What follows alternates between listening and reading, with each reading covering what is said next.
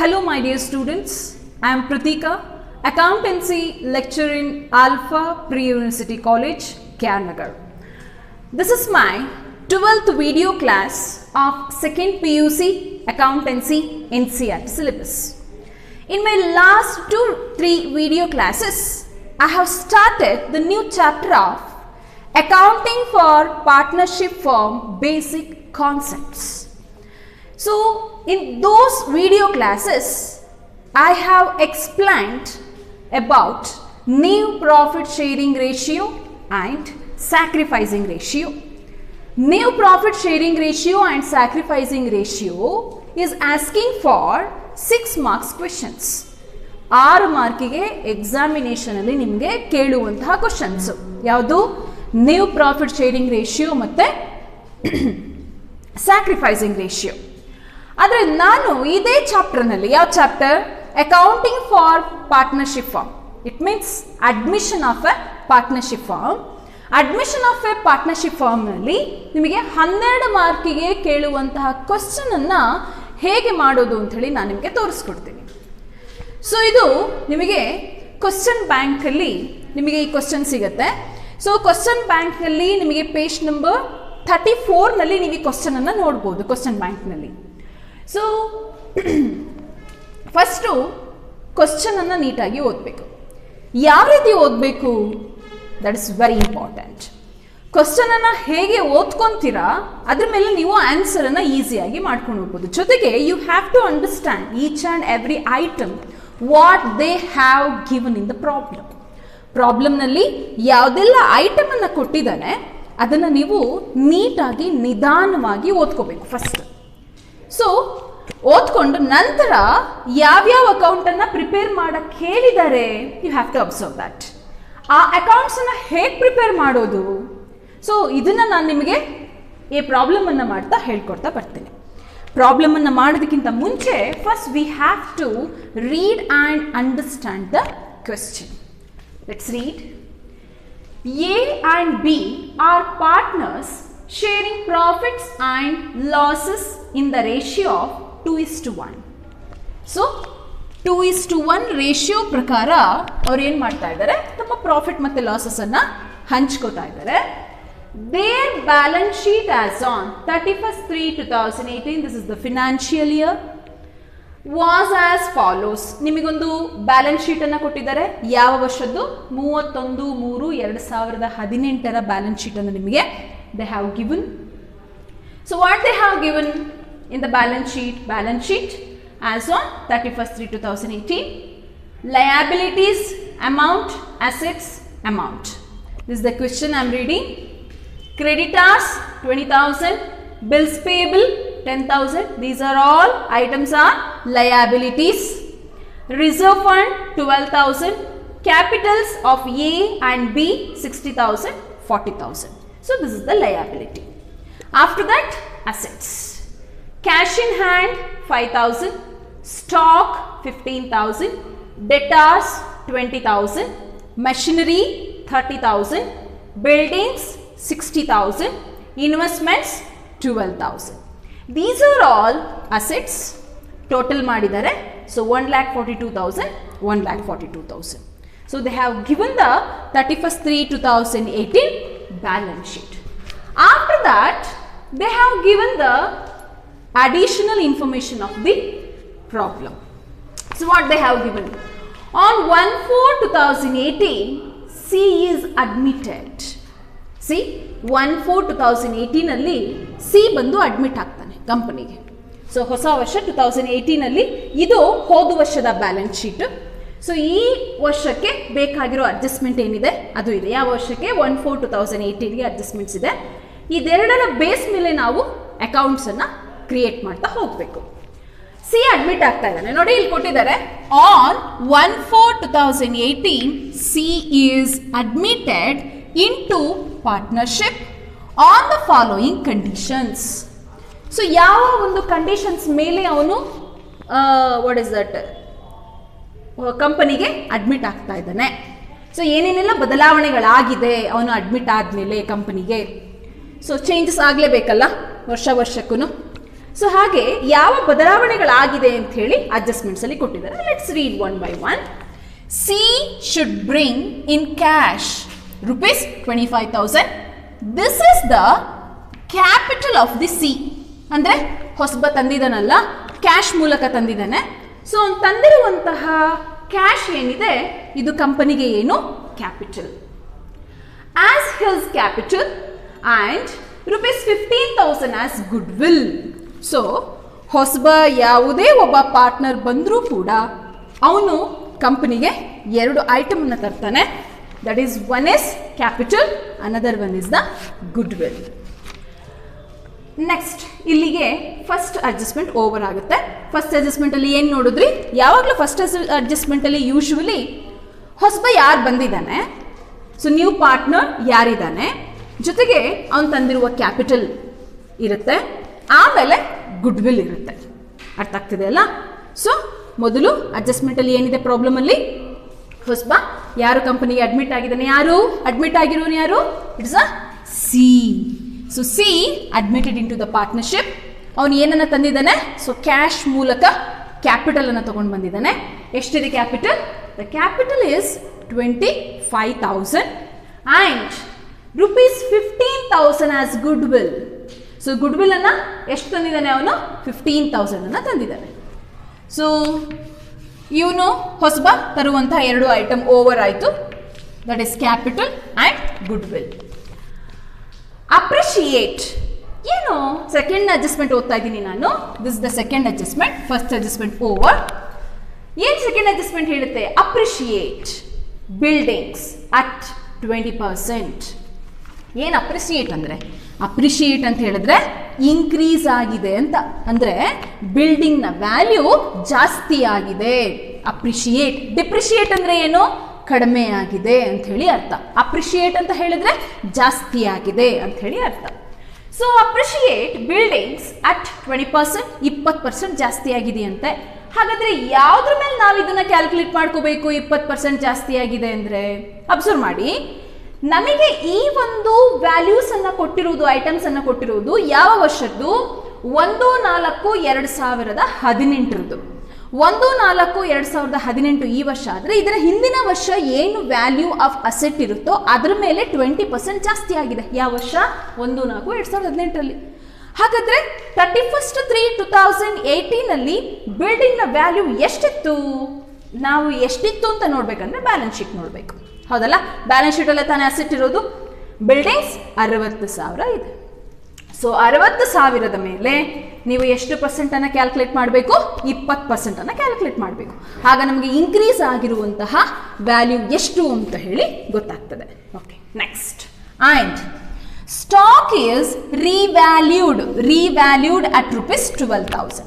ಅಂದರೆ so stock ಪುನಃ ಅದು ನಾವು ಅದನ್ನು ಚೆಕ್ ಮಾಡಿದಾಗ ಇನ್ಕ್ರೀಸ್ ಆಗಿದೆಯಾ ಡಿಕ್ರೀಸ್ ಆಗಿದೆಯಾ ನಾವು ಚೆಕ್ ಮಾಡ್ಕೋಬೇಕು. ಒಟ್ಟಿನಲ್ಲಿ ಇದಕ್ಕೆ ಮರುಮೌಲ್ಯ ಆಗಿದೆ. ಏನು ಮರುಮೌಲ್ಯ? ಹಳೇದು ಎಷ್ಟಿತ್ತು, ಈಗ ಹೊಸದು ಎಷ್ಟಾಗಿದೆ, ಮುಂದಿನ ವರ್ಷಕ್ಕೆ ಎಷ್ಟಾಗಿದೆ? ಸೊ ಸ್ಟಾಕ್ ನಮಗೆ 15,000 ಇತ್ತು ಹೋದ ವರ್ಷ, ಆದರೆ ಅದರ ವ್ಯಾಲ್ಯೂ ಏನಾಗಿದೆ? ಡಿಕ್ರೀಸ್ ಆಗಿದೆ. 12,000 ಬಂದು ನಿಂತಿದೆ. ಎಷ್ಟು ಡಿಕ್ರೀಸ್ ಆಗಿದೆ? 3,000 ಡಿಕ್ರೀಸ್ ಆಗಿದೆ. ಕಂಪೇರ್, ಅಬ್ಸರ್ವ್ ಮಾಡಿ ನೋಡಿ. 31/3/2018. ಸೊ ಈ ವರ್ಷ ಸ್ಟಾಕ್ ನಮ್ಮ ಹತ್ರ 15,000 ಇತ್ತು. 15,000 ವ್ಯಾಲ್ಯೂನ ಸ್ಟಾಕ್ ಇತ್ತು. ಆದರೆ ಮುಂದಿನ ವರ್ಷಕ್ಕೆ ಬಂದಾಗ, ನೆಕ್ಸ್ಟ್ ಇಯರ್ಗೆ ಬಂದಾಗ, ನೆಕ್ಸ್ಟ್ ಇಯರ್ ಯಾವುದು? 1/4/2018 ಬಂದಾಗ ನಮಗೆ ಎಷ್ಟಾಗಿದೆ? It's 12,000.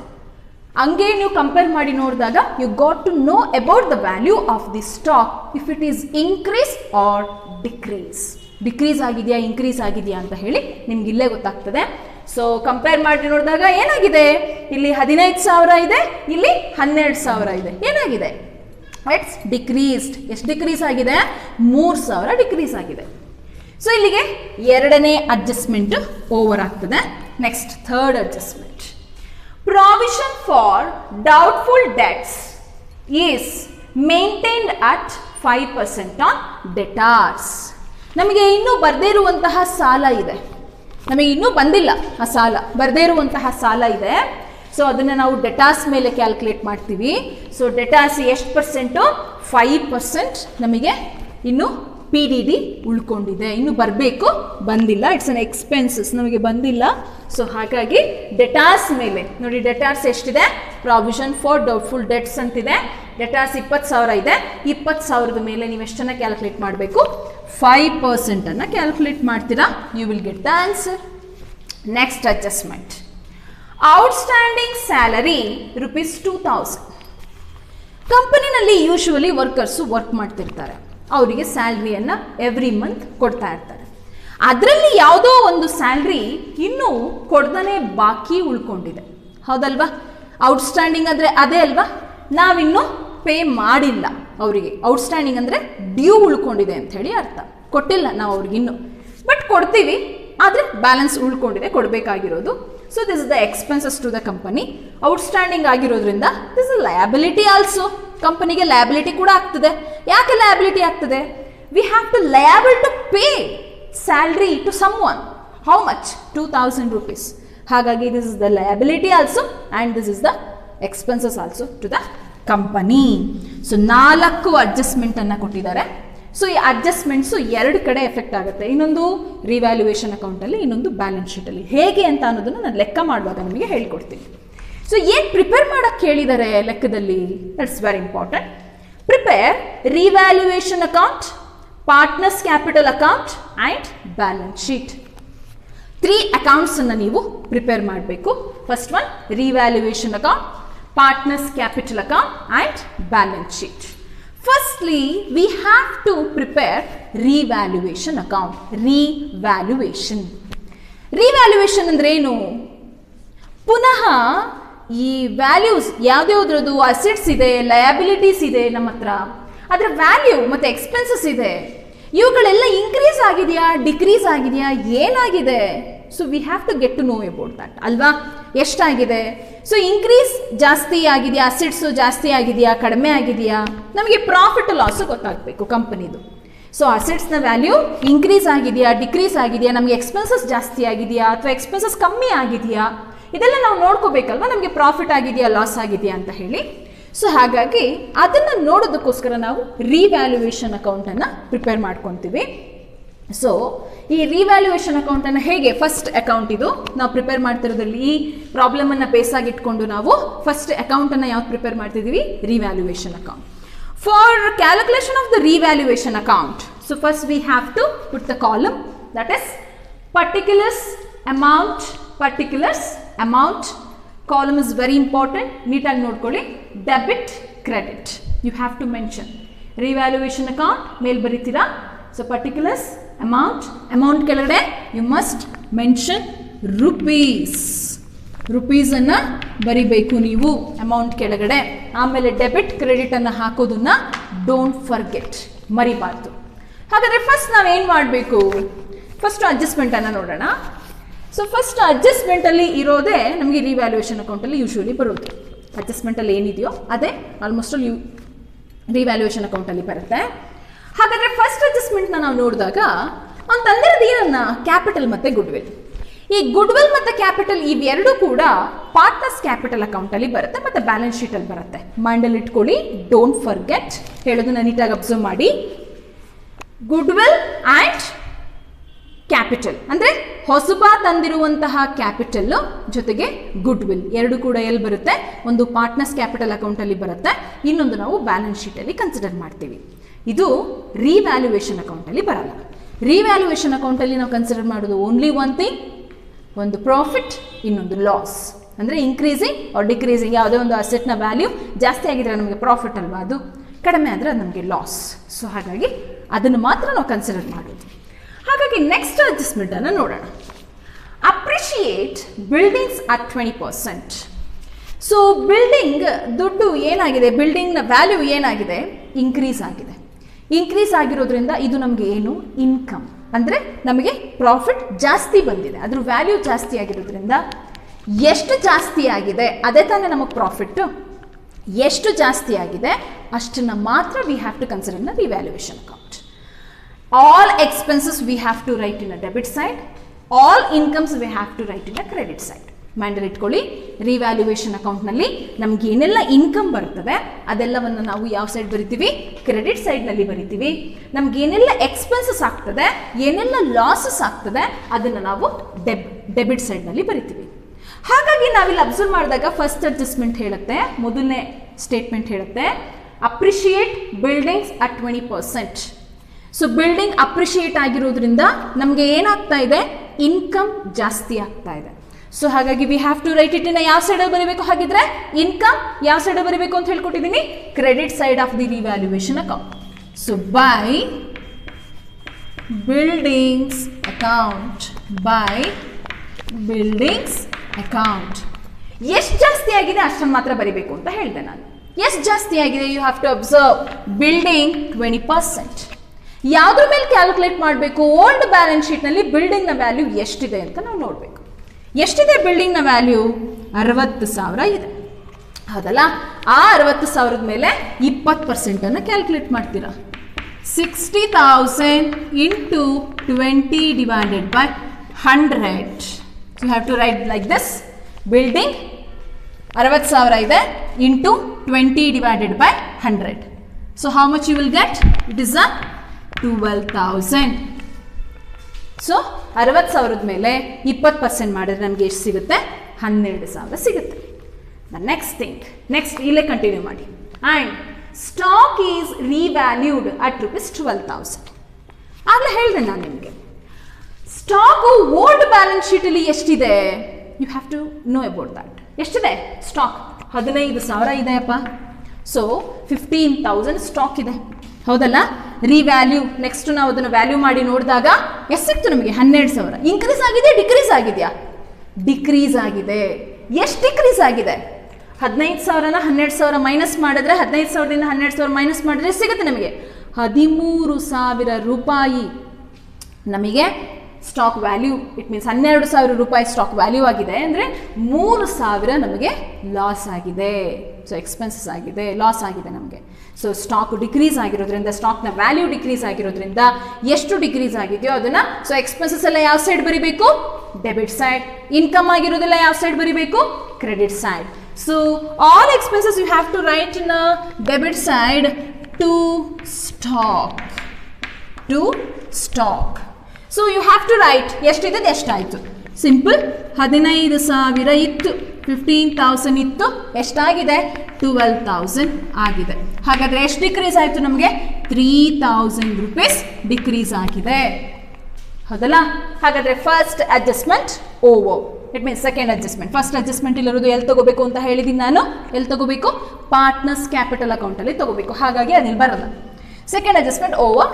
Third adjustment, provision for doubtful debts is maintained at 5% on debtors. debtors ಮೇಲೆ ಕ್ಯಾಲ್ಕುಲೇಟ್ ಮಾಡಿ ಅಂತ ಅವರೇ ಲೆಕ್ಕದಲ್ಲಿ ಮೆನ್ಷನ್ ಮಾಡಿದ್ದಾರೆ. ಸೊ ಹಾಗಾಗಿ so we have to calculate on the debtors.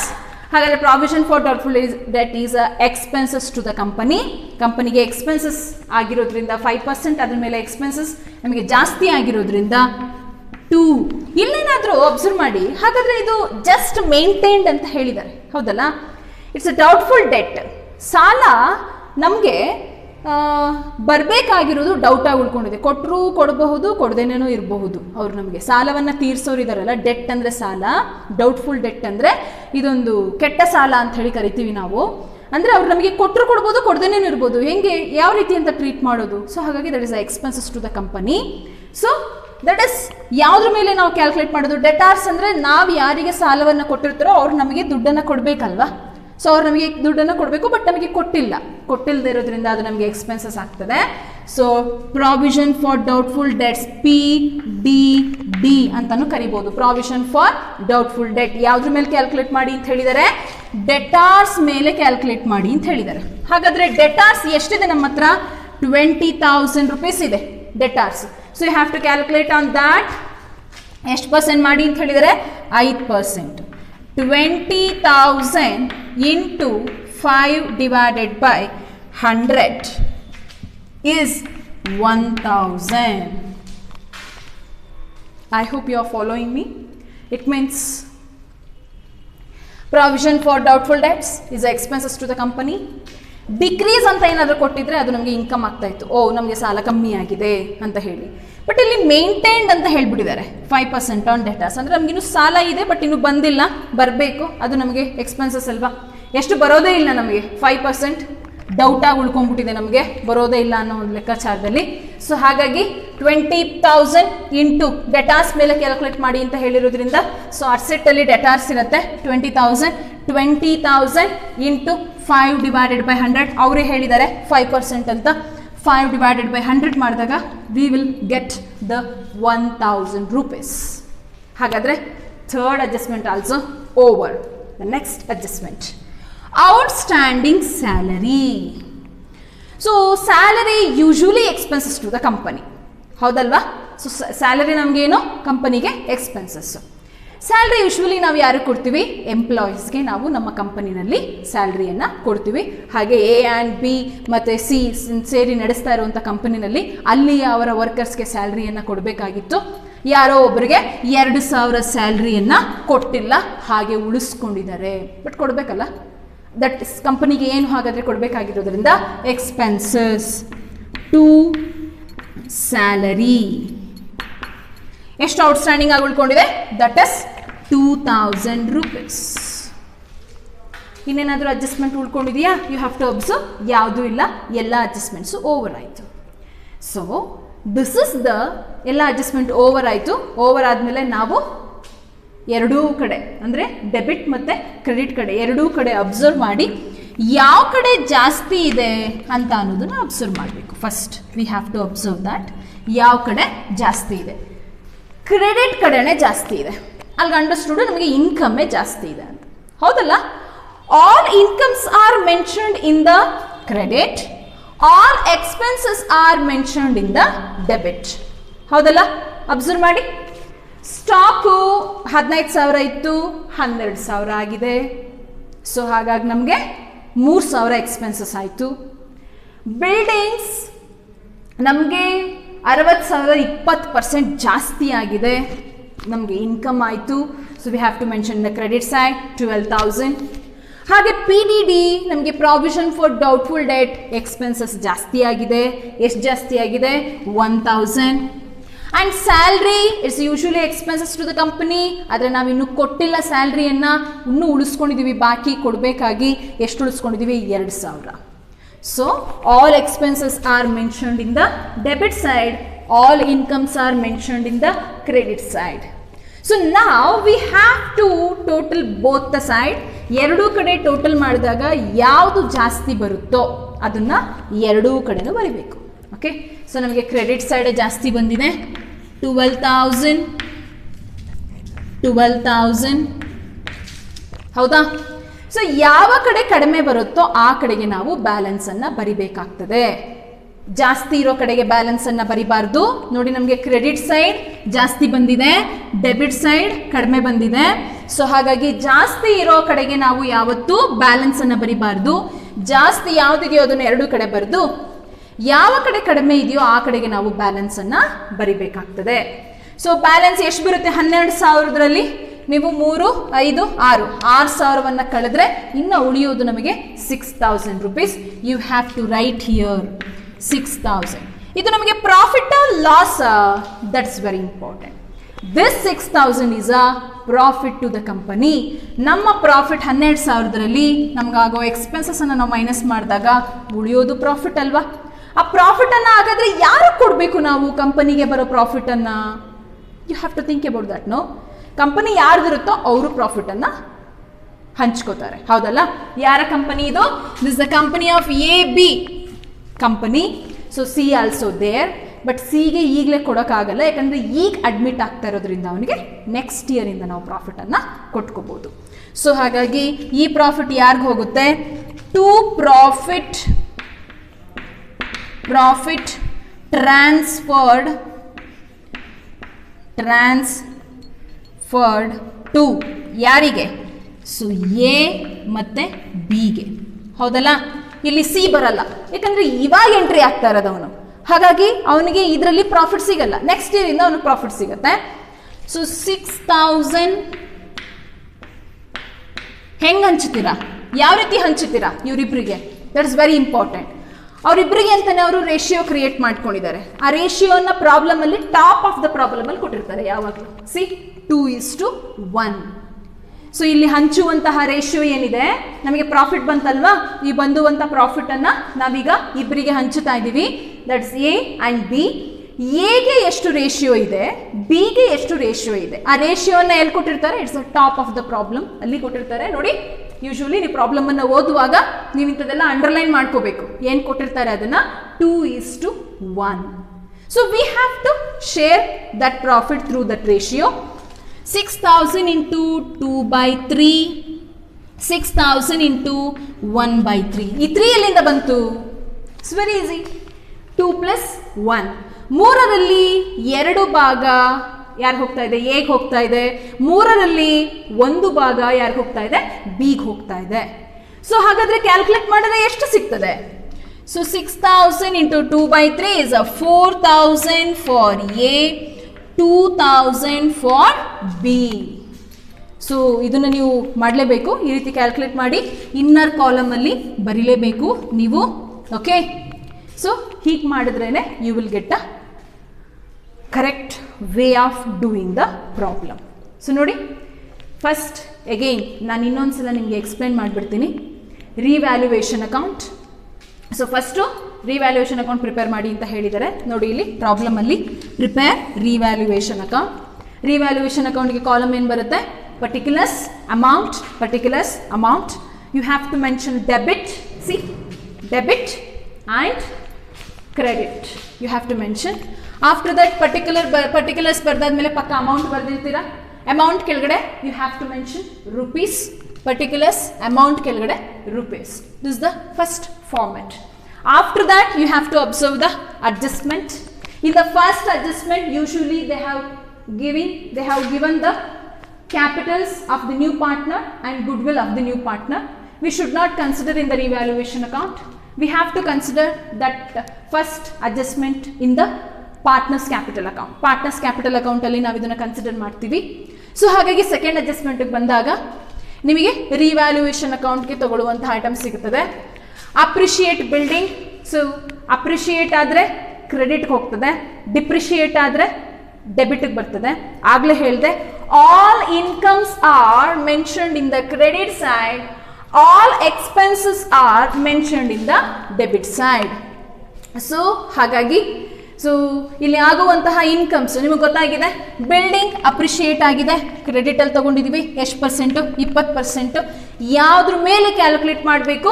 So ಏನು ಬ್ಯಾಲೆನ್ಸ್ ಶೀಟಲ್ಲಿ ಬಿಲ್ಡಿಂಗ್ ಕೊಟ್ಟಿರ್ತಾರೋ ಅದ್ರ ಮೇಲೆ ನೀವು ಕ್ಯಾಲ್ಕುಲೇಟ್ ಮಾಡಬೇಕು. ಆಫ್ಟರ್ ದಟ್ ಅದನ್ನೇ ಕಂಟಿನ್ಯೂ ಮಾಡ್ತಾ ಸ್ಟಾಕ್ ಈಸ್ ರಿವ್ಯಾಲ್ಯೂ ಮಾಡಿದಾಗ ಇನ್ಕ್ರೀಸ ಡಿಕ್ರೀಸ ನಮಗೆ ಗೊತ್ತಾಗಿದೆ. ಏನಾಗಿದೆ, ಹಳೆ ಬ್ಯಾಲೆನ್ಸ್ ಶೀಟಲ್ಲಿ ಸ್ಟಾಕು 15,000 ಇತ್ತು. ಸೊ ನಾವೀಗ ನೋಡಿದಾಗ 12,000 ಆಗಿದೆ. ಅಲ್ಲಿಗೆ ಅಂಡರ್ಸ್ಟುಡ್ ಅಲ್ವಾ, ಡಿಕ್ರೀಸ್ ಆಗಿದೆ. ಎಷ್ಟು ಡಿಕ್ರೀಸ್ ಆಗಿದೆ? 3,000 ಡಿಕ್ರೀಸ್ ಆಗಿದೆ.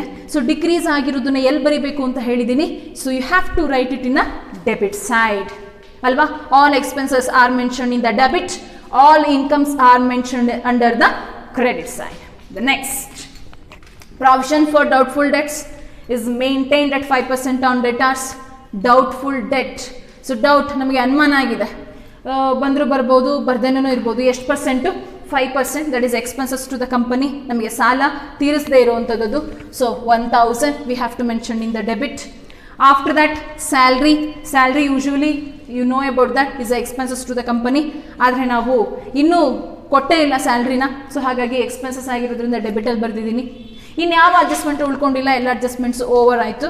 So after that you have to total of the debit and credit. ಯಾವ ಸೈಡ್ ಜಾಸ್ತಿ ಬರುತ್ತೋ ಅದನ್ನು ಎರಡೂ ಕಡೆ ಬರೀತೀರಾ. ಈ ಪ್ರಾಬ್ಲಮಲ್ಲಿ ಕ್ರೆಡಿಟ್ ಸೈಡ್ ಜಾಸ್ತಿ ಬಂತು. So I have return that is 12,000. After that you have to deduct all these 3 values amount 3,000, 1,000, 2,000 minus ಮಾಡಿದಾಗ ನಮಗೆ 6,000 ಬ್ಯಾಲೆನ್ಸ್ ಬಂತು. ಆ 6,000 ಕಂಪನಿಗೆ ಏನಾಗ್ತದೆ? ಇನ್ಕಮ್ ಆಗ್ತದೆ. ಆ ಒಂದು ಪ್ರಾಫಿಟನ್ನು ನಾವು ಯಾರಿಗೆ ಟ್ರಾನ್ಸ್ಫರ್ ಮಾಡಬೇಕು? ಯೂಶುವಲಿ ಪಾರ್ಟ್ನರ್ಸ್ಗೆ ಟ್ರಾನ್ಸ್ಫರ್ ಮಾಡಬೇಕು. ಸೊ ಎಷ್ಟು ಪಾರ್ಟ್ನರ್ಸ್ ಇದ್ದಾರೆ? 2. ಆದರೆ ಹೊಸಬಂಗೆ ಕೊಡೋ ಹಾಗಿಲ್ಲ. ಯಾಕೆಂದರೆ ಅವನಿಗೆ ಪ್ರಾಫಿಟ್, ಇವನು ಈಗ ಬಂದು ಕಂಪನಿಯನ್ನು ಜಾಯ್ನ್ ಆಗ್ತಾ ಇರೋದ್ರಿಂದ ಅವನಿಗೆ ಇವಾಗ ನಾವು ಪ್ರಾಫಿಟನ್ನು ಡಿಸ್ಟ್ರಿಬ್ಯೂಟ್ ಮಾಡಲ್ಲ, ನೆಕ್ಸ್ಟ್ ಇಯರಿಂದ ಡಿಸ್ಟ್ರಿಬ್ಯೂಟ್ ಮಾಡ್ಕೊತಾರೆ. ಸೊ ಹಾಗಾಗಿ ಹಳಬರಿಗೆ 2ರಿಗೆ ನಾವು ಈ ಒಂದು ಪ್ರಾಫಿಟನ್ನು ಹಂಚಬೇಕು. ಯಾವ ರೀತಿ ಹಂಚಬೇಕು? Through the ratio we have to distribute to the partners. So ratio ಮೂಲಕ ನಾವು ಪ್ರಾಫಿಟನ್ನು ಡಿಸ್ಟ್ರಿಬ್ಯೂಟ್ ಮಾಡಬೇಕಾಗ್ತದೆ. ಸೊ ಆ ರೇಷಿಯೋ ಎಲ್ಲಿ ಸಿಗ್ತದೆ? It is a top of the problem. Initial ಅಲ್ಲೇ ಕೊಟ್ಟಿರ್ತಾರೆ, ಬಿಗಿನಿಂಗ್ ಅಲ್ಲೇ ಕೊಟ್ಟಿರ್ತಾರೆ, ದಟ್ ಈಸ್ 2:1. ಸೊ ಇಲ್ಲಿ ರೇಷಿಯೋ ಇಲ್ಲೇ ಪ್ರಾಬ್ಲಮ್ ಅಲ್ಲೇ ಕೊಟ್ಟಿರ್ತಾರೆ, ಬಟ್ ಈ ಪ್ರಾಬ್ಲಮ್ ಅಲ್ಲೂ ಕೂಡ ಇಲ್ಲೇ ಕೊಟ್ಟಿದ್ದಾರೆ 2:1. 2:1 ರೇಷಿಯೋ ಪ್ರಕಾರ ನಾನು ಬಂದಿರುವ 6,000 ಅನ್ನು ಹಂಚಿದ್ದೀನಿ. 6,000 into 2/3, 6,000 into 1/3, that is 4,000, 2,000. So ಇದನ್ನು ನಾವು, ಈ ವ್ಯಾಲ್ಯೂವನ್ನು ನಾವು ಪಾರ್ಟ್ನರ್ಸ್ ಕ್ಯಾಪಿಟಲ್ ಅಕೌಂಟಲ್ಲಿ ತಗೋತೀವಿ. ಯಾವುದನ್ನ? 4,000 ಮತ್ತು 2,000 ಪ್ರಾಫಿಟನ್ನು ಅಲ್ಲಿ ಪಾರ್ಟ್ನರ್ಸ್ ಕ್ಯಾಪಿಟಲ್ ಅಕೌಂಟ್ನಲ್ಲಿ ಕ್ರೆಡಿಟ್ ಸೈಡ್ನಲ್ಲಿ ಪಾರ್ಟ್ನರ್ಸ್ಗೆ ಹಂಚ್ತೀವಿ.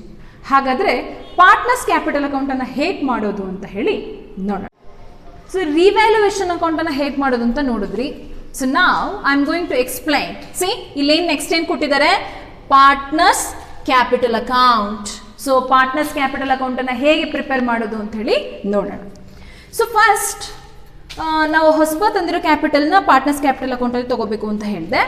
ಹಾಗೆ ಈಗ ಫಸ್ಟ್ ನಾವು ಏನನ್ನ ಕನ್ಸಿಡರ್ ಮಾಡಿ, ಫಸ್ಟು ಕಾಲಮನ್ನು ಹೇಗೆ ಹಾಕೋಬೇಕು ಅದನ್ನು ಫಸ್ಟ್ ತಿಳ್ಕೊಬೇಕು ನೀವು. ನೋಡಿ, partners capital account column heading ಹಾಕ್ತೀರಾ. ಪರ್ಟಿಕ್ಯುಲರ್ಸ್ 3 ಜನರನ್ನು ಕೂಡ ಇಲ್ಲಿ ಮೆನ್ಷನ್ ಮಾಡಬೇಕು, A, B and C. Next particulars A, B, C. ಡೆಬಿಟ್ಗೂ 3 columns ಇರುತ್ತೆ, ಕ್ರೆಡಿಟ್ಗೂ 3 ಕಾಲಮ್ಸ್ ಇರುತ್ತೆ, 3 ಪಾರ್ಟ್ನರ್ಸ್ಗೆ, ಜೊತೆಗೆ ಪರ್ಟಿಕ್ಯುಲರ್ಸ್ ಸೇರಿ 4 ಕಾಲಮ್ಸ್ ಆಗುತ್ತೆ. ಪರ್ಟಿಕ್ಯುಲರ್ಸ್ ನೋಡಿ A, B, C. Particulars A, B, C. ಇದ್ರ ಕೆಳಗಡೆ ರುಪೀಸ್ ಅನ್ನು ಮೆನ್ಷನ್ ಮಾಡಿ. Rupees, rupees, rupees. ಸೊ ಇಲ್ಲೂ ಅಷ್ಟೇ ರುಪೀಸ್ ಅನ್ನು ಮೆನ್ಷನ್ ಮಾಡಿ. Fine. So this I debit ಮತ್ತು credit, don't miss that. Debit ಮತ್ತು ಕ್ರೆಡಿಟನ್ನು you have to mention. So first we have to credit ಸೈಡಲ್ಲಿ ಮಾಡ್ಕೊಂಬಂದ್ಬಿಡೋಣ. ಸೊ ಕ್ರೆಡಿಟಲ್ಲಿ ನೀವು ಮಾಡಬೇಕಾಗಿರೋದು, ಬರೀಬೇಕಾಗಿರೋದು, ಈ ಹಳಬ್ರದ್ದು ಕ್ಯಾಪಿಟಲ್ ಇದೆ. ಎಲ್ಲಿರುತ್ತೆ ಹಳಬ್ರು ಕ್ಯಾಪಿಟಲ್? ಎಲ್ಲಿ ತಂದಿರ್ತಾರೆ? So that capital is mention in the balance sheet, old balance sheet ಅಲ್ಲಿ ಇರುತ್ತೆ ನೋಡಿ. A ಮತ್ತು B. A brought 60,000, B brought 40,000. So that values are mentioned in the credit side of the partners capital account. So by balance brought down. ಇವರಿಬ್ಬರಿಗೆ ಮಾತ್ರ ಬರಿಬೇಕು. So ಇವನು ತಂದಿರೋದು 60,000, A ತಂದಿರೋದು, B ತಂದಿರೋದು 40,000. ಇವನು 60,000 ತಂದಿದ್ದಾನೆ, ಇವನು 40,000 ತಂದಿದ್ದಾನೆ. ಇದಾದ್ಮೇಲೆ ನೆಕ್ಸ್ಟ್ ಫಸ್ಟು ನಾವು ಯಾವಾಗಲೂ ಪಾರ್ಟ್ನರ್ಸ್ ಕ್ಯಾಪಿಟಲ್ ಅಕೌಂಟ್ನಲ್ಲಿ ನಾವು ಫಸ್ಟು ಬರಿಬೇಕಾಗಿರೋದು ಏನನ್ನ? ಕ್ಯಾಪಿಟಲ್ಸ್ ಅನ್ನ. ಆಫ್ಟರ್ ದಟ್ ಅದಾದ್ಮೇಲೆ ನೀವು ನೋಡ್ಕೋಬೇಕು, ರಿಸರ್ವ್ ಇದೆಯಾ ಲೆಕ್ಕದಲ್ಲಿ? ರಿಸರ್ವ್ ಇದೆಯಾ? ಎಸ್ ಇದೆ ನೋಡಿ, ರಿಸರ್ವ್ ಫಂಡ್. ಈ ರಿಸರ್ವ್ ಫಂಡ್ ಅನ್ನ ಪಾರ್ಟ್ನರ್ಸ್ ಕ್ಯಾಪಿಟಲ್ ಅಕೌಂಟ್ ಅಲ್ಲಿ ತಗೋಬೇಕು. So reserve fund you have to distribute in the credit side. Reserve fund ಎಷ್ಟಿದೆ? ರಿಸರ್ವ್ ಫಂಡ್ ಇಬ್ಬರಿಗೂ ಕೂಡ ಹಂಚಬೇಕು, A ಮತ್ತು B. ಸೊ ರಿಸರ್ವ್ ಫಂಡ್ ಬಂದು ಅಲ್ಲಿ ಎಷ್ಟಿದೆ? 12,000 ಇದೆ. 12,000 ಯಾವ ಥರ ಹಂಚಿತೀರಾ? ರೇಷಿಯೋ 2:1 ರೇಷಿಯೋ ಇದೆಯಲ್ಲ, ಆ ರೇಷಿಯೋ ಪ್ರಕಾರ ಹಂಚಿ. 2/3, 12,000 ಇಂಟು 1/3. ಸಿಗೆ ಕೊಡೋ ಹಾಗಿಲ್ಲ, ಯಾಕಂದರೆ ಅವನು ಹೊಸಬ ಇವಾಗ ಬಂದಿರೋದ್ರಿಂದ ಅವನಿಗೆ ನಾವು ಯಾವುದನ್ನು ಕೂಡ ಹಂಚಲ್ಲ. ಸೊ ಎಷ್ಟು ಬರುತ್ತೆ? 12,000 ಅವನಿಗೆ ರಿಸರ್ವ್ ಫಂಡನ್ನು ಹಂಚಿದಾಗ ಒಬ್ಬನಿಗೆ 8,000 ಬರುತ್ತೆ, ಇನ್ನೊಬ್ಬನಿಗೆ 4,000 ಬರುತ್ತೆ. And next by revaluation account. Revaluation account. So revaluation account ಬ್ಯಾಲೆನ್ಸನ್ನು ನೋಡಿದ್ರಿ, ಅದರಲ್ಲಿ 6,000 ಬ್ಯಾಲೆನ್ಸ್ ಬಂದಿತ್ತು ಪ್ರಾಫಿಟ್, ಅದನ್ನು ಇಬ್ಬರಿಗೆ ಹಂಚಿದ್ವಿ. ಎಷ್ಟದು? 4,000 ಒಬ್ಬನಿಗೆ, ಇನ್ನೊಬ್ಬನಿಗೆ 6,000. ಇವನಿಗೆ ಸಿಗೆ ಕೊಡೋ ಹಾಗಿಲ್ಲ. Next by. ಸೊ ಇನ್ನೇನಾದರೂ ಇದೆಯಾ ಪಾರ್ಟ್ನರ್ಸ್ ಕ್ಯಾಪಿಟಲ್ ಅಕೌಂಟಿಗೆ ಕೊಡುವಂಥದ್ದು? ನೋಡಿ, ಇಲ್ಲಿ ರಿಸರ್ವ್ ಫಂಡ್ ಇದ್ರೆ ರಿಸರ್ವ್ ಫಂಡ್ ಕೊಡಬೇಕು. In case profit and loss account ಕೊಡ್ತಾರೆ ಕೆಲವೊಂದ್ಸಲ, ಅದು ಈ ಲೆಕ್ಕದಲ್ಲಿಲ್ಲ. So profit and loss reserve fund observe ಮಾಡಬೇಕು. ನೋಡಿ, ನಾನು ಏನೇನು ಕೊಟ್ಟಿದ್ದೀನಿ? ಫಸ್ಟು ಕ್ಯಾಪಿಟಲ್ ಕೊಟ್ಟಿದ್ದೀನಿ, ಆಮೇಲೆ ರಿಸರ್ವ್ ಫಂಡ್ ಕೊಟ್ಟಿದ್ದೀನಿ, ಆಮೇಲೆ ರಿವ್ಯಾಲ್ಯೂಯೇಷನ್ ಅಕೌಂಟ್ ನಾನು ಪ್ರಿಪೇರ್ ಮಾಡಿ ತೋರಿಸಿದ್ನಲ್ಲ ನಿಮಗೆ. ಆ ರಿವ್ಯಾಲ್ಯೂಯೇಷನ್ ಅಕೌಂಟಲ್ಲಿ ಬರುವ ಪ್ರಾಫಿಟ್ ಏನಿದೆ, ಪ್ರಾಫಿಟ್ನ we have to distribute on that side. ಲಾಸನ್ನು ಇಲ್ಲಿ ಬರಿತೀವಿ, ಡೆಬಿಟಲ್ಲಿ ಬರಿತೀವಿ. ಸೊ ಪ್ರಾಫಿಟನ್ನು so we have to distribute ಇಂದ ಇಲ್ಲಿ ಕೆಳಗಡೆ ಬರ್ಕೊಳ್ಳಿ, ಪ್ರಾಫಿಟ್ ಹಂಚಿದ್ದೀವಿ. ಇನ್ನು ನೆಕ್ಸ್ಟು ಸಿ ಕ್ಯಾಪಿಟಲ್ ತೊಗೊಂಡು ಬಂದಿದ್ದಾನಲ್ವ, ಎಷ್ಟನ್ನು ತಂದಿದ್ದಾನೆ? That is 25,000. ಯಾವುದ್ರ ಮೂಲಕ ತಂದಿದ್ದಾನೆ? ಕ್ಯಾಶ್ ಮೂಲಕ ತಂದಿದ್ದಾನೆ. By cash account. By cash account ನೋಡಿ, ಇವನು ತಂದಿರೋ ಕ್ಯಾಪಿಟಲನ್ನು ಇಲ್ಲಿ ಮೆನ್ಷನ್ ಮಾಡಬೇಕು. ನೋಡಿ ಅಬ್ಸರ್ವ್ ಮಾಡಿ, by cash account 25,000. After that by goodwill. ಗುಡ್ವಿಲ್ಲನ್ನು ಅವನಿಗೆ ಕೊಡೋ ಹಾಗಿಲ್ಲ, ಅವನು ತಂದಿರೋ ಗುಡ್ವಿಲ್ಲನ್ನು ಹಳಬ್ರಿಗೆ ಹಂಚಬೇಕು, ಅಂದರೆ ಓಲ್ಡ್ ಪಾರ್ಟ್ನರ್ಸ್ಗೆ ಹಂಚಬೇಕು. ಸೊ ಅವನು ಎಷ್ಟು ಗುಡ್ವಿಲ್ಲನ್ನು ತಂದಿದ್ದಾನೆ? 15,000 ತಂದಿದ್ದಾನೆ. 15,000ವನ್ನು ಎಗೆ into 2/3 for A, 15,000 into 1/3 for B. Observe ಮಾಡಿ, 15,000ನ ನಾನು ಅಂದರೆ ಇವನು ತಂದಿರೋದು ಸಿ ತೊಗೊಂಡು ಬಂದಿರುವಂತಹ 15,000 ಗುಡ್ವಿಲ್ ಇದೆಯಲ್ಲ, ಈ 15,000 ಗುಡ್ವಿಲ್ಲನ್ನು ಓಲ್ಡ್ ಪಾರ್ಟ್ನರ್ಸ್ಗೆ ನಾನು ಹಂಚ್ತಾ ಇದ್ದೀನಿ. 15,000 ಇಂಟು 2/3, 15,000 ಇಂಟು 1/3. ಸೊ ಇಬ್ಬರಿಗೂ ಕ್ಯಾಲ್ಕುಲೇಟ್ ಮಾಡಿದಾಗ ನಮಗೆ ಎಷ್ಟು ಸಿಗುತ್ತೆ? ಒಬ್ಬನಿಗೆ 10,000 ಸಿಗುತ್ತೆ, ಇನ್ನೊಬ್ಬನಿಗೆ 5,000 ಸಿಗುತ್ತೆ. So you have to observe, ಡೆಬಿಟಲ್ಲಿ ಯಾವ ಐಟಮ್ ಕೂಡ ಬರಲಿಲ್ಲ.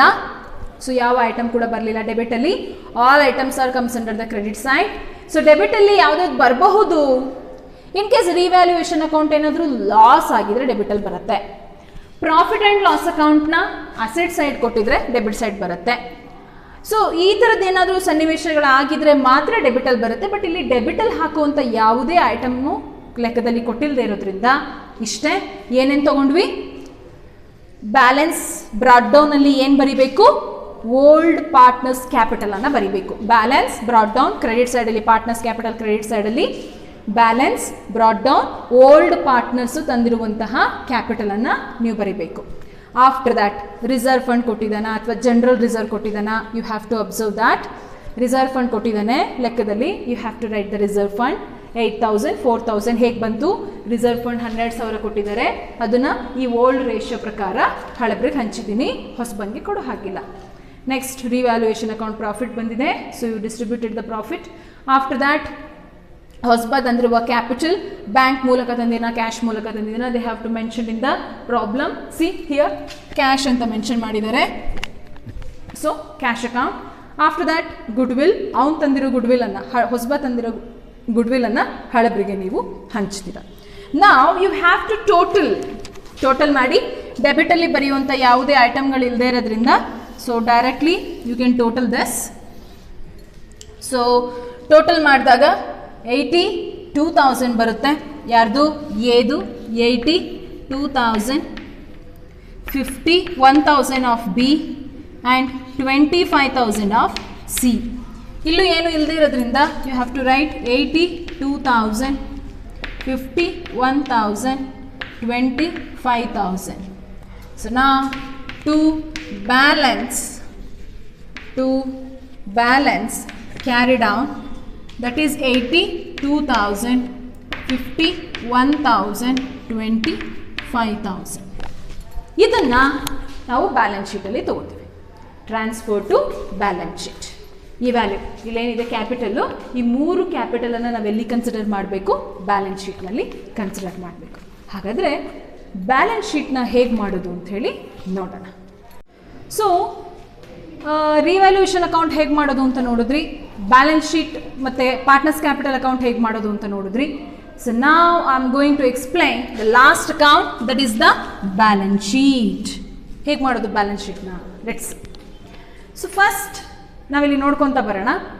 ಓಲ್ಡ್ ಬ್ಯಾಲೆನ್ಸ್ ಶೀಟ್ ಹೇಗಿದೆಯೋ ಅದ್ರ ಪ್ರಕಾರನೇ ಮಾಡ್ಕೊಂಡು ಬರೋಣ. So first one is the cash in hand. ಹೌದಲ್ಲ? First we have to write the cash in hand. Cash in ಹ್ಯಾಂಡ್ಗೆ ಕೆಲವು ಸಮ್ ಅಮೌಂಟು ಆ್ಯಡ್ ಆಗಿರುತ್ತೆ. ಏನು ಕ್ಯಾಶ್ ಇನ್ ಹ್ಯಾಂಡ್ ಎಷ್ಟಿದೆ ನೋಡಿ, ಲೆಕ್ಕದಲ್ಲಿ ಎಷ್ಟಿದೆ? 5,000 ಇದೆ. ಈ 5,000ದ ಜೊತೆಗೆ ಅವನು ಕ್ಯಾಶ್ ಮೂಲಕ ತನ್ನ ಕ್ಯಾಪಿಟಲ್ ತೊಗೊಂಡು ಬಂದಿದ್ದಾನಲ್ಲ, ಅದನ್ನು ಆ್ಯಡ್ ಮಾಡಬೇಕು. ಗುಡ್ವಿಲ್ ತೊಗೊಂಡು ಬಂದಿದ್ದಾನಲ್ಲ ಹೊಸಬ ಕ್ಯಾಪಿಟಲ್, ಅದನ್ನು ಆ್ಯಡ್ ಮಾಡಬೇಕು. ಸೊ ಕ್ಯಾಪಿಟಲ್ ಬಂದು 25,000 ತಂದಿದ್ದಾನೆ, ಪ್ಲಸ್ ಗುಡ್ವಿಲ್ 15,000 ತಂದಿದ್ದಾನೆ. ಸೊ ಟೋಟಲ್ ನಮ್ಮ ಹತ್ರ ಕ್ಯಾಶ್ ಬಂದು ಇವಾಗ ಎಷ್ಟಿದೆ ಕಂಪನಿನಲ್ಲಿ?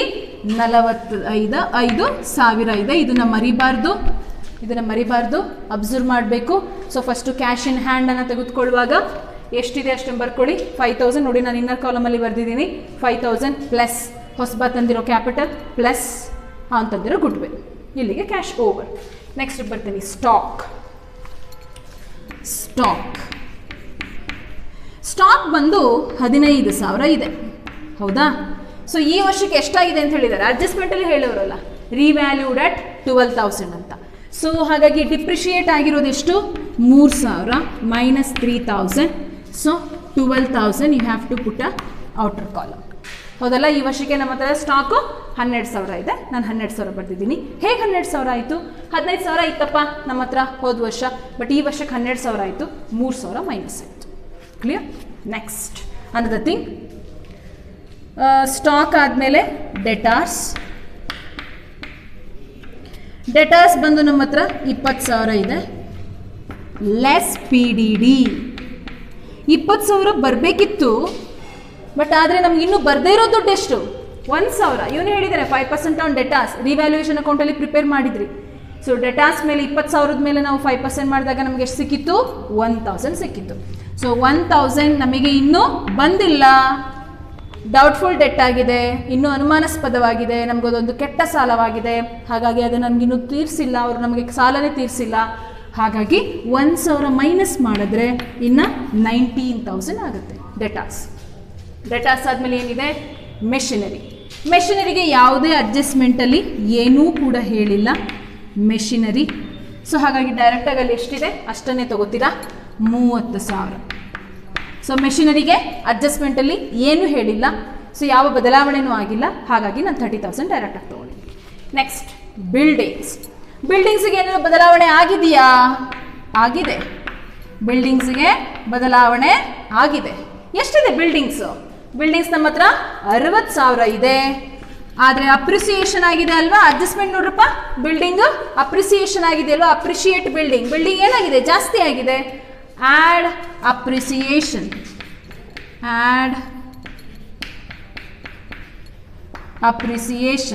ಎಷ್ಟು ಅಪ್ರಿಸಿಯೇಟ್ ಆಗಿದೆ? 12,000. 60,000 ಮೇಲೆ 20,000 ಕ್ಯಾಲ್ಕುಲೇಟ್ ಮಾಡಿದ್ರೆ 12,000. ಇದನ್ನು ನೀವು ರಿವ್ಯಾಲ್ಯೂಯೇಷನ್ ಅಕೌಂಟಲ್ಲೂ ಕೂಡ ಕ್ಯಾಲ್ಕುಲೇಟ್ ಮಾಡಿರ್ತೀರಾ. ಟೋಟಲ್ ನಮ್ಮ ಹತ್ರ ಈಗ 72,000 ರೂಪಾಯಿ ಅಷ್ಟು ಬಿಲ್ಡಿಂಗ್ ನಮ್ಮ ಹತ್ರ ಇದೆ. Building over. ನೆಕ್ಸ್ಟ್ ಇನ್ವೆಸ್ಟ್ಮೆಂಟ್ಸಲ್ಲಿ ಯಾವುದಾದ್ರೂ ಬದಲಾವಣೆ ಆಗಿದೆಯಾ? ಏನೂ ಆಗಿಲ್ಲ. ಸೊ ಇನ್ವೆಸ್ಟ್ಮೆಂಟ್ಸ್ ಎಷ್ಟಿದೆ? 12,000 ಇದೆ. You can take directly. ಇನ್ನೇನಿದೆ? ಏನೂ ಇಲ್ಲ, ಇನ್ನೆಂಥದ್ದು ಇಲ್ಲ. ರಿವ್ಯಾಲ್ಯೂಯೇಷನ್ ಅಕೌಂಟಲ್ಲಿ ಏನಾದರೂ ಕ್ರೆಡಿಟ್ ಸೈಡ್ನಲ್ಲಿ ಔಟ್ಸ್ಟ್ಯಾಂಡಿಂಗೋ ಪ್ರೀಪೇಡು ಡೆಬಿಟ್ ಸೈಡ್ನಲ್ಲಿ ಆ ರೀತಿ ಏನಾದ್ರು ಇದ್ದರೆ ಆಗ್ತಾಯಿತ್ತು. ಬಟ್ ರಿವ್ಯಾಲ್ಯೂಯೇಷನ್ ಅಕೌಂಟ್ನ ಅಬ್ಸರ್ವ್ ಮಾಡಬೇಕು. ಇಲ್ಲಿ ಐಟಮ್ ಎಲ್ಲ ಮುಗಿದ ಮೇಲೆ, ಬ್ಯಾಲೆನ್ಸ್ ಶೀಟಿನ ಅಸೆಟ್ ಸೈಡಿನ ಐಟಮ್ ಎಲ್ಲ ಮುಗಿದ ಮೇಲೆ ರಿವ್ಯಾಲ್ಯೂಯೇಷನ್ ಅಕೌಂಟ್ನ ನೀವು ಪುನಃ ಮತ್ತೊಮ್ಮೆ ಅಬ್ಸರ್ವ್ ಮಾಡಬೇಕು. ಔಟ್ಸ್ಟ್ಯಾಂಡಿಂಗ್ ಯಾವುದಾದ್ರೂ ಇದೆಯಾ, ಯಾವ ಸೈಡ್ನಲ್ಲಿ? ಕ್ರೆಡಿಟ್ ಸೈಡ್ನಲ್ಲಿ. ಬಟ್ ಏನೂ ಇಲ್ಲ, ನಮ್ಮ ಲೆಕ್ಕದಲ್ಲಿ ಏನೂ ಇಲ್ಲ. ಸೊ ಹಾಗಾಗಿ ಇಲ್ಲಿಗೆ ಎಂಡ್ ಆಗುತ್ತೆ. ನೆಕ್ಸ್ಟ್ ಲಯಬಿಲಿಟಿ ಸೈಡಿಗೆ ಬರೋಣ. ಫಸ್ಟ್ ಥಿಂಗ್ ಏನಿದೆ? ಕ್ರೆಡಿಟಾರ್ಸ್ ಇದೆ. You can take that. Creditors ಎಷ್ಟಿದೆಯಪ್ಪ? ಕ್ರೆಡಿಟಾರ್ಸು 20,000. 20,000 ಕ್ರೆಡಿಟಾರ್ಸ್. ಏನು ಬದಲಾವಣೆ ಇಲ್ಲ, ಅಡ್ಜಸ್ಟ್ಮೆಂಟಲ್ಲಿ ಏನು ಹೇಳಿಲ್ಲ ಅಲ್ವಾ? ಏನಾದರೂ ಮಾಡಿ ಅಂತ ಹೇಳಿದರೆ ಮಾಡ್ಬೋದಾಗಿತ್ತು, ಬಟ್ ಏನೂ ಹೇಳಿಲ್ಲ ಅಡ್ಜಸ್ಟ್ಮೆಂಟಲ್ಲಿ. ಹಾಗಾಗಿ ಡೈರೆಕ್ಟಾಗಿ ತೊಗೋತಾ ಇದ್ದೀನಿ. ಎರಡನೇದು ಬಿಲ್ಸ್ ಪೇಯಬಲ್. ಎಷ್ಟಿದೆ ಬಿಲ್ಸ್ ಪೇಯಬಲ್? 10,000 ಇದೆ. ಅಡ್ಜಸ್ಟ್ಮೆಂಟಲ್ಲಿ ಏನಾದರೂ ಹೇಳಿದಾರಾ ಬಿಲ್ಸ್ ಪೇಯಬಲ್ ಹಿಂಗಾಗಿದೆ ಅಂತ? ಏನೂ ಹೇಳಿಲ್ಲ ಅಲ್ವಾ? ಡೈರೆಕ್ಟಾಗಿ ತೊಗೊಳ್ಳಿ, 10,000. Next reserve fund. ತೊಗೋಬೇಕಾ ರಿಸರ್ವ್ ಫಂಡು? ಇಲ್ಲ. ಯಾಕೆ? ನಾವು ಆಲ್ರೆಡಿ ಪಾರ್ಟ್ನರ್ಸ್ಗೆ ಹಂಚ್ಬಿಟ್ಟಿದ್ದೀವಲ್ಲ, ಹಂಚಿರೋದ್ರಿಂದ ಅದು ಕ್ಯಾಪಿಟಲ್ ಒಳಗಡೆ ಸೇರ್ಕೊಂಡಿರುತ್ತೆ. ನಾವೀಗ ಕ್ಯಾಪಿಟಲ್ನು ತೊಗೊಳೋದ್ರಿಂದ ರಿಸರ್ವ್ನು ತೊಗೊಂಡು ಕ್ಯಾಪಿಟಲ್ನು ತೊಗೊಂಡ್ರೆ ಎರಡೆರಡು ಸಲ ಕನ್ಸಿಡರ್ ಮಾಡ್ದಂಗೆ ಆಗುತ್ತಲ್ವಾ? ಆಲ್ರೆಡಿ ಅದು ಕ್ಯಾಪಿಟಲ್ ಜೊತೆ ಸೇರೋಗಿರೋದ್ರಿಂದ ನಾವಿಲ್ಲಿ ರಿಸರ್ವ್ ಫಂಡನ್ನು we should not take that. Next ಉಳ್ಕೊಂಡಿರೋದು capitals. So have to consider that capitals. ಈ ಕ್ಯಾಪಿಟಲ್ಸ್ ಎಲ್ಲಿದೆ? ಪಾರ್ಟ್ನರ್ಸ್ ಕ್ಯಾಪಿಟಲ್ ಅಕೌಂಟನ್ನು ಪ್ರಿಪೇರ್ ಮಾಡಿದಾಗ ನಮಗೆ ಬ್ಯಾಲೆನ್ಸ್ ಬ್ರಾಡ್ ಡೌನ್ ಅಂತ ಹೇಳಿ ನಾನು ಪಾರ್ಟ್ನರ್ಸ್ ಕ್ಯಾಪಿಟಲ್ ಅಕೌಂಟಲ್ಲಿ ಮಾಡಿದ್ದೆ. ಎಷ್ಟನ್ನು ಮಾಡಿದ್ದೆ? ಸೊ ನೋಡಿ, A B C 82,000 of A, 51,000 of B, 25,000 of C. So total capital ಬಂದು, ಸೊ ನಿಮಗೆ ಹಿಂಗೆ ಬರ್ಕೊಂಡ್ರೂ ಆಗ್ತದೆ, ಇಲ್ಲ ನೀವು ಡೈರೆಕ್ಟಾಗಿ ಟೋಟಲ್ ಮಾಡಲ್ಲ, ಡೈರೆಕ್ಟಾಗಿ ಆಚೆನೆ ಹಾಕ್ತೀನಿ ಅಂತ ಅಂದರೆ, so you can do like that also. That is A's capital is a 82,000, B's capital is a 51,000, C's capital is a 25,000. So you can do like this also. So ಈಗ ಕ್ಯಾಪಿಟಲ್ ಮುಗೀತು. Next capital ಆದಮೇಲೆ ಮುಗೀತಲ್ಲ, ಇಲ್ಲಿರೋದೆಲ್ಲ ಮುಗೀತು. ಎಲ್ಲ item ನೋಡಿ, creditor ತೊಗೊಂಡಿದ್ದೀನಿ, bills payable ತೊಗೊಂಡಿದ್ದೀನಿ, and reserve fund partners capital ಅಕೌಂಟಲ್ಲಿ ತೊಗೊಂಡಿದ್ದೆ. ಕ್ಯಾಪಿಟಲ್ಸ್ ಇಲ್ಲಿರೋದು ತೊಗೋಬಾರ್ದು, ಯಾವುದನ್ನು ತೊಗೋಬೇಕು, ಪಾರ್ಟ್ನರ್ಸ್ ಕ್ಯಾಪಿಟಲ್ ಅಕೌಂಟಲ್ಲಿ ಬಂದಿರುತ್ತಲ್ಲ ಬ್ಯಾಲೆನ್ಸು, ನಾನು ಕ್ಯಾಲ್ಕುಲೇಟ್ ಮಾಡಿದ್ನಲ್ಲ, ದಟ್ ಈಸ್ 82, 51, 25,000. ಆ ಒಂದು ಬ್ಯಾಲೆನ್ಸನ್ನು ಡೆಬಿಟಲ್ಲಿ ಬ್ಯಾಲೆನ್ಸ್ ಬರ್ದಿರ್ತೀವಿ ನೋಡಿ ಪಾರ್ಟ್ನರ್ಸ್ ಕ್ಯಾಪಿಟಲ್ ಅಕೌಂಟಲ್ಲಿ, ಅದನ್ನು ಕನ್ಸಿಡರ್ ಮಾಡಬೇಕು. ಇದಾದಮೇಲೆ ರಿವ್ಯಾಲ್ಯೂಯೇಷನ್ ಅಕೌಂಟಲ್ಲಿ ಯಾವುದಾದ್ರೂ ಔಟ್ಸ್ಟ್ಯಾಂಡಿಂಗ್ ಇದೆಯಾ, ಯಾವ ಸೈಡ್ನಲ್ಲಿ, ಡೆಬಿಟ್ ಸೈಡ್ನಲ್ಲಿ. ಸೊ ಡೆಬಿಟ್ ಸೈಡಲ್ಲಿ ಔಟ್ಸ್ಟ್ಯಾಂಡಿಂಗ್ ಇದೆಯಾ, ಇದೆ. Outstanding salary. ಔಟ್ಸ್ಟ್ಯಾಂಡಿಂಗ್ ಸ್ಯಾಲ್ರಿ ಅಂದರೆ ಏನು, ನಾವು ಸ್ಯಾಲ್ರಿ ಕೊಡಬೇಕಿತ್ತು, ಇನ್ನೂ ಕೊಟ್ಟಿಲ್ಲ, ನಮಗದು ಲಯಬಿಲಿಟಿ ತಾನೆ. ನಾವಿನ್ನೂ ಕೊಡಬೇಕಿತ್ತು ಬೇರೆಯವ್ರಿಗೆ, ಯಾರಿಗೆ ದುಡ್ಡನ್ನು ಕೊಡಬೇಕು, ನಾವಿನ್ನೂ ಕೊಟ್ಟಿಲ್ಲ ಅಂದರೆ that is liability. We have to consider here outstanding salary. How much, ಎಷ್ಟು, 2,000. ಇನ್ನೆಂತ ಉಳಿದಿಲ್ಲ. ಇನ್ ಕೇಸ್ ಏನಾದರೂ ಪ್ರೀಪೇಯ್ಡ್ ಕೊಟ್ಟಿದ್ರೆ ಅದನ್ನು ರಿವ್ಯಾಲ್ಯೂಯೇಷನ್ ಅಕೌಂಟ್ ಕ್ರೆಡಿಟ್ ಸೈಡ್ನಲ್ಲಿ ಯಾವ್ದಾದ್ರು ಪ್ರೀಪೇಯ್ಡ್ ಇದ್ದರೆ ಎಲ್ಲಿ ತಗೋತೀರಾ, ಎಲ್ಲಿ, ಲಯಬಿಲಿಟಿ ಸೈಡಲ್ಲಿ ತಗೋತೀರಾ. ಇನ್ ಕೇಸ್ ಏನಾದ್ರೂ ಡೆಬಿಟ್ ಸೈಡ್ನಲ್ಲಿ, ಎಲ್ಲಿ ರಿವ್ಯಾಲ್ಯೂಯೇಷನ್ ಅಕೌಂಟ್ ಡೆಬಿಟ್ ಸೈಡಲ್ಲಿ ಪ್ರೀಪೇಯ್ಡ್ ಇದ್ದರೆ ಅಸೆಟ್ ಸೈಡಲ್ಲಿ ತಗೋತೀವಿ. ಓಕೆನಾ. ಸೊ ಏನು ಕೊಟ್ಟಿಲ್ಲದೆ ಇರೋದ್ರಿಂದ ಈಗ ಲೆಕ್ಕದಲ್ಲಿ ಎಷ್ಟು ಕೊಟ್ಟಿದ್ದಾರೋ ಅಷ್ಟನ್ನು ನಾನು ಮಾಡಿದ್ದೀನಿ. So this is the method of calculation of the balance sheet. ಇದಾದಮೇಲೆ ಏನು ಮಾಡಬೇಕು, ಬ್ಯಾಲೆನ್ಸ್ ಶೀಟಲ್ಲಿ ಬ್ಯಾಲೆನ್ಸ್ ಬರಲ್ಲ, ಎರಡೂ ಕಡೆ ಏನಾಗುತ್ತೆ, ಟ್ಯಾಲಿ ಆಗಬೇಕು. ಅಂದರೆ ಡೆಬಿಟಲ್ಲಿ ಎಷ್ಟು ಟೋಟಲ್ ವ್ಯಾಲ್ಯೂ ಬರುತ್ತೋ ಅಷ್ಟೇ ಕ್ರೆಡಿಟಲ್ಲೂ ಬರಬೇಕು. ಟೋಟಲ್ ಮಾಡಿದಾಗ ನನಗೆ 1,90,000 ಬ್ಯಾಲೆನ್ಸ್ ಇತ್ತು. 1,90,000 1,90,000 ಎರಡೂ ಕಡೆನೂ ಕೂಡ 1,90,000 ವ್ಯಾಲ್ಯೂ ಬರ್ತದೆ. ಸೊ ಬ್ಯಾಲೆನ್ಸ್ ಶೀಟ್ ಟ್ಯಾಲಿ ಆಯಿತು ಅಂತ ಹೇಳಿದ್ರೆ ನೀವು ಮಾಡಿರೋ ಪ್ರಾಬ್ಲಮ್ ಕರೆಕ್ಟ್ ಅಂತ ಹೇಳಿ ಅರ್ಥ. ಸೊ ಹೀಗೆ ನೀವು ಮಾಡುವಂತಹ ಪ್ರಾಬ್ಲಮ್ ಮೆಥಡ್ ಏನಿದೆ, so first you have to read the question carefully and underline what are the important items are there. After that you can do the problem. First ನಾನು ಯಾವ account prepare ಮಾಡಿದೆ, revaluation account. After that partners capital account. Now I prepared the balance sheet. So this is the very important for 12 marks question. ಇಷ್ಟು ಅಕೌಂಟ್ಸನ್ನು ನೀವು prepare ಮಾಡಿದ್ರೆ, revaluation account, partners capital account, balance sheet, ಇಷ್ಟು ಅಕೌಂಟನ್ನು systematic ವೇನಲ್ಲಿ ನೀವು prepare ಮಾಡಿದ್ರೆ you will get a 12 out of 12. So this is very very important for the examination. So ತುಂಬ ಇಂಪಾರ್ಟೆಂಟ್, ಯಾವುದೇ ಕಾರಣಕ್ಕೂ ಮಿಸ್ ಮಾಡಬೇಡಿ. ನೀಟಾಗಿ ನೋಡಿ ಅಂಡರ್ಸ್ಟ್ಯಾಂಡ್ ಮಾಡಿಕೊಂಡು ಪ್ರಾಬ್ಲಮನ್ನು ಆನ್ಸರನ್ನು ಮಾಡೋದಕ್ಕೆ ಕಲ್ತ್ಕೊಳ್ಳಿ. ನೆಕ್ಸ್ಟ್ ನನ್ನ ವಿಡಿಯೋ ಕ್ಲಾಸ್ನಲ್ಲಿ ನಾನು ನಿಮಗೆ ಸೇಮ್ ಪ್ರಾಬ್ಲಮ್, ಎರಡನೇ ಪ್ರಾಬ್ಲಮನ್ನು ಹೇಗೆ ಮಾಡೋದು ಅಂತ ಹೇಳಿ ನಾನು ನಿಮಗೆ ಹೇಳ್ಕೊಡ್ತೀನಿ. Thank you.